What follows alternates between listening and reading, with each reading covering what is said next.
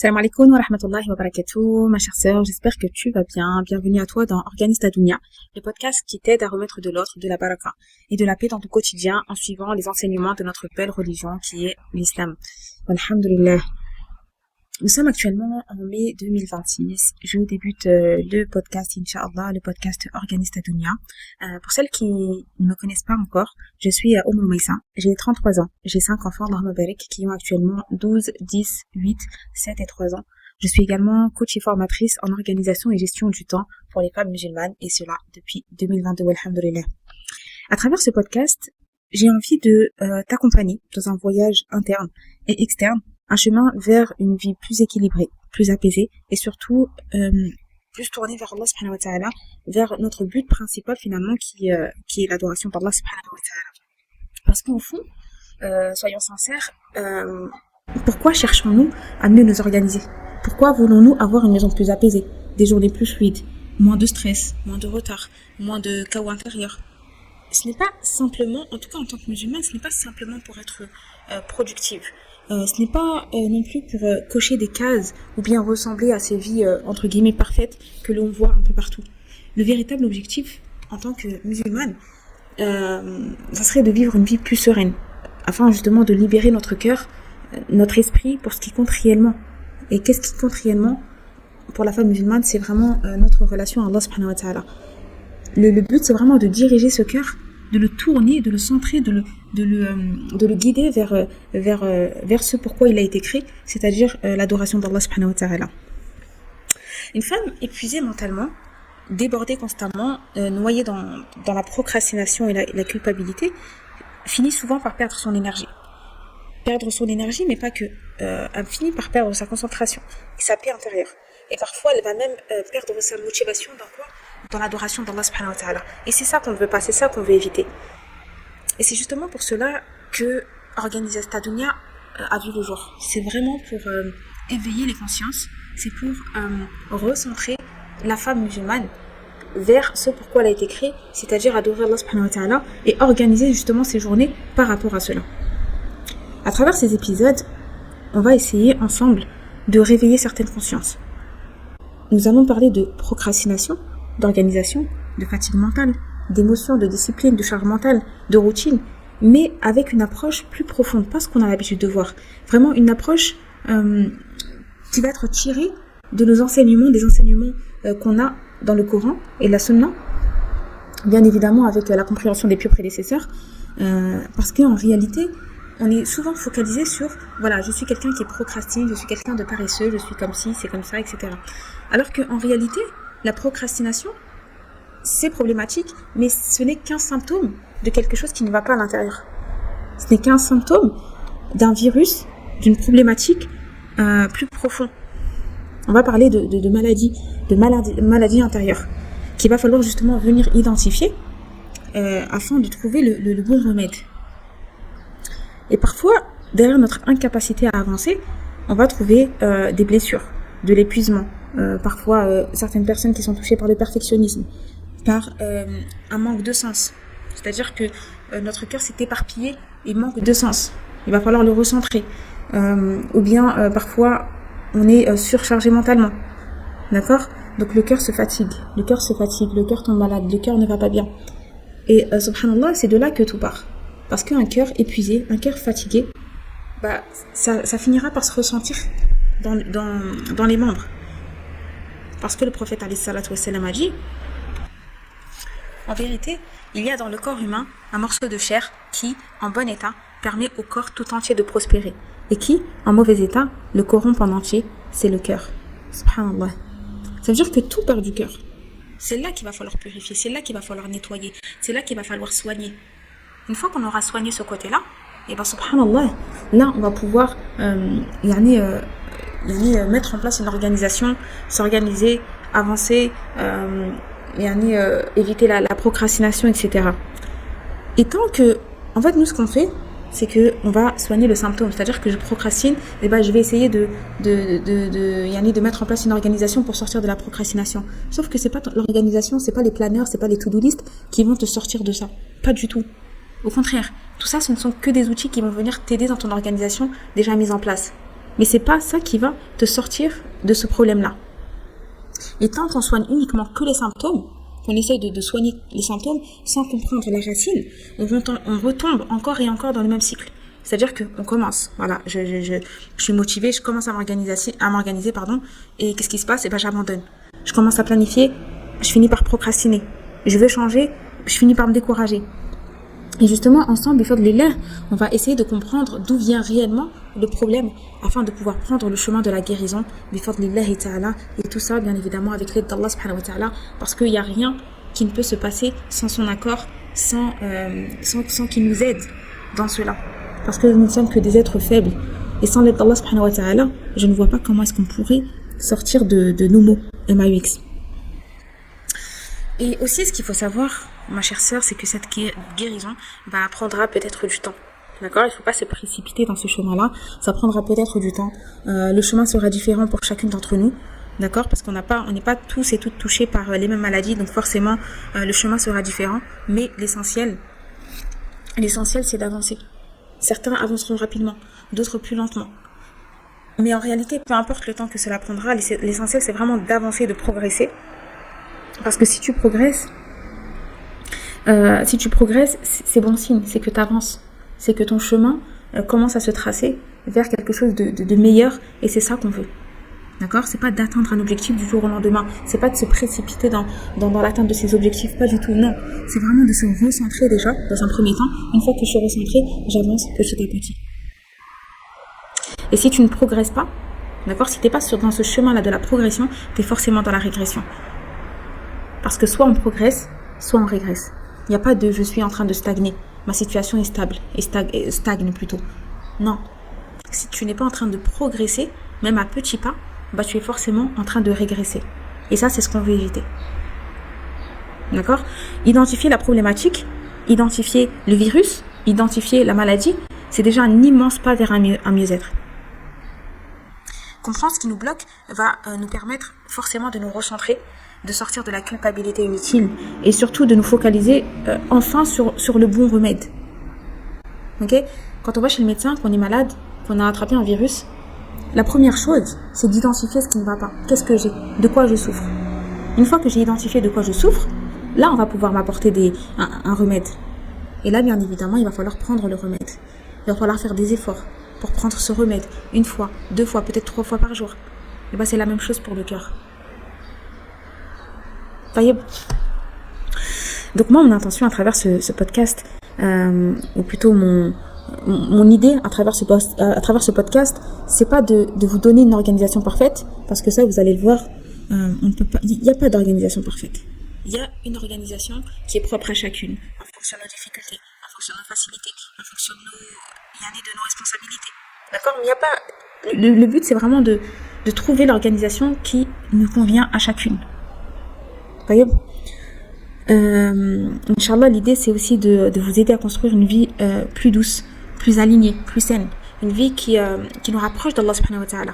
Une vie qui nous recentre vers ce pourquoi on a été créé. D'accord? C'est ça l'idée. C'est pas de créer une organisation qui va vous épuiser davantage. Le but, c'est vraiment de retirer ce qui ne va pas, de soigner ce qui est malade et de retrouver une certaine sérénité pour enfin pouvoir se libérer et avancer vers des objectifs qu'on souhaite atteindre. Vous voyez? Donc ma chère sœur, tu es au bon endroit si tu te sens débordée. Si tu as l'impression d'être surchargée mentalement, que tu as beaucoup de choses à gérer, mais tu as peu d'énergie, tu as l'impression que tu manques de temps.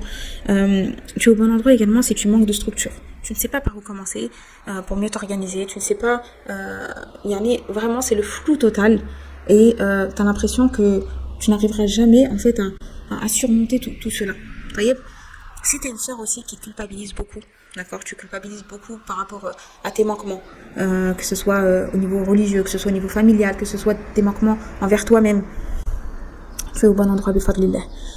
Tu es au bon endroit également si tu es quelqu'un qui t'oublie beaucoup, qui donne beaucoup aux autres, d'accord, qui donne beaucoup aux autres, mais tu te fais passer toujours en dernière. D'accord? Parce que là aussi, on va voir qu'il va falloir rééquilibrer certaines choses vis-à-vis de soi-même. D'accord? Tu es au bon endroit également si tu n'as pas toujours les bons repères. C'est-à-dire que tu t'inspires parfois de modèles d'organisation du monde profane, c'est-à-dire des modèles d'organisation qu'on trouve un peu partout, avec des outils d'organisation, mais tu ne prends pas en compte ta foi.